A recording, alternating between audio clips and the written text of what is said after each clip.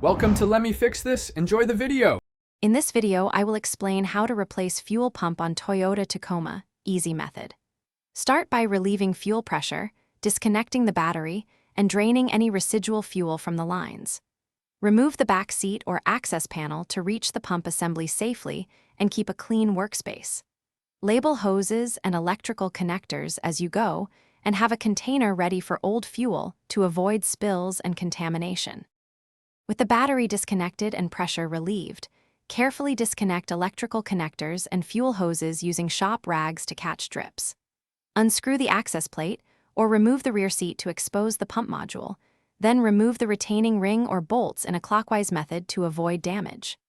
Lift the pump assembly straight up to avoid bending the float arm, and inspect the tank opening and module for rust, debris, or damaged seals before installation.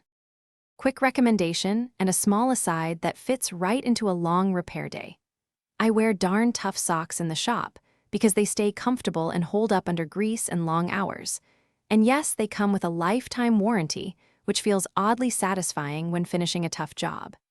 If you find this video helpful, please subscribe and like, and check the description for the link and other deals. Now let's get back to the video. Match the replacement fuel pump to the original unit, paying attention to hose fittings and float position, then install a new O-ring or gasket to ensure a leak-free seal. Lower the pump assembly straight into the tank while avoiding contact with the pickup screen and secure the retaining ring snugly without over-tightening. Reconnect fuel lines and electrical plugs, restore the battery, prime the system, and check for leaks by cycling the key before starting the engine. Thanks for watching. If you found this helpful, don't forget to like and subscribe.